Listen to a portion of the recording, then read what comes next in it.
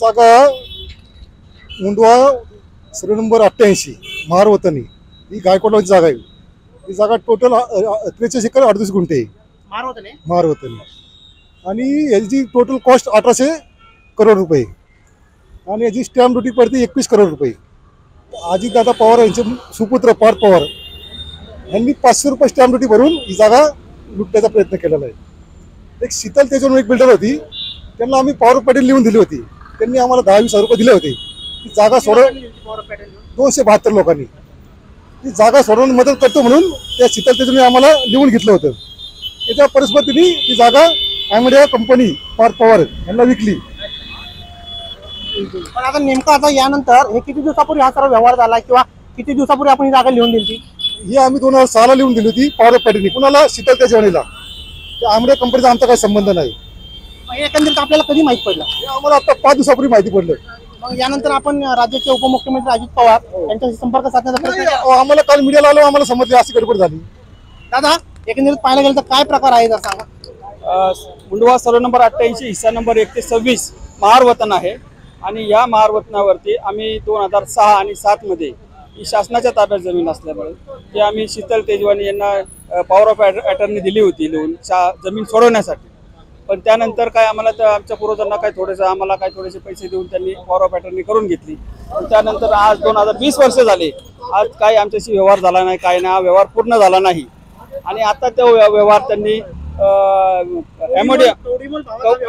कवडीमोल आणि ॲमोडिया कंपनीला त्यांनी हा परस्पर व्यवहार करून त्याच्यामध्ये आमची फसवणूक करून आम्हाला फसवलंय। हा स्कॅम आहे मोठा, हा 300 करोडला स्कॅम त्यांनी केलेला आहे।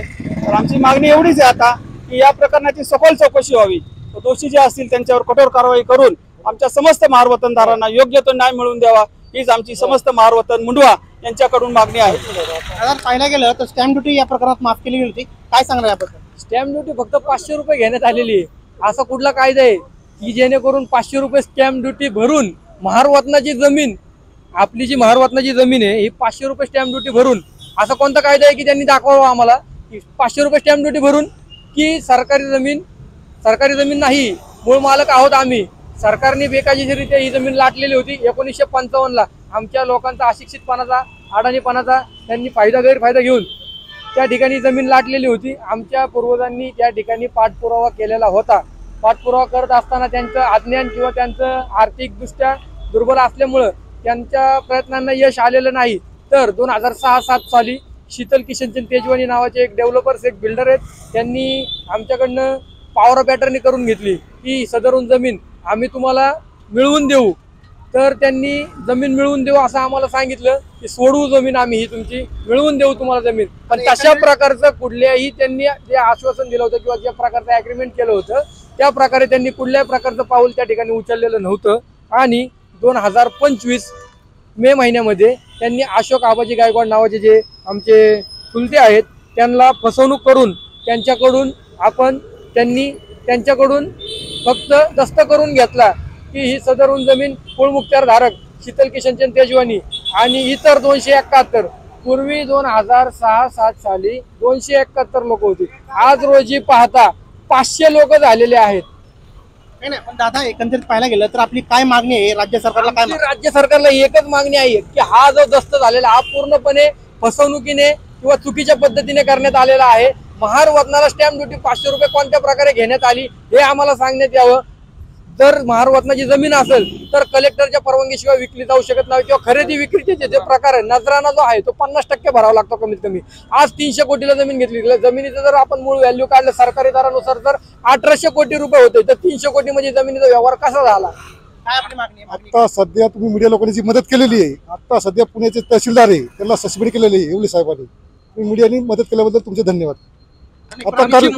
प्राथमिक मागणी आमची एवढी आहे की मूळ जमीन जी आहे ही मूळ मालकांना परत देण्यात यावी आणि जो खोटा दस्त नोंदवला गेलेला आहे तो रद्द झाला पाहिजे आणि त्यांच्यावर कठोर कारवाई शासनाने केली पाहिजे, ही आमची प्रामुख्याने मागणी आहे।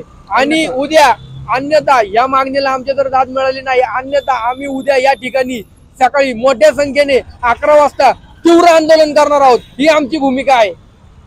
हा जो दस्त झाला आहे हा रद्द करावा आणि यानंतर त्यांनी एक असा इशाराही देण्यात आला आहे की उद्या सकाळी 11 वाजता आमच्या 11 वाजेपर्यंत जर आमच्या मागण्या मान्य नाही झाल्या तर उद्या सकाळी आम्ही खूप मोठ्या प्रमाणात याच ठिकाणी आंदोलन करणार आहोत.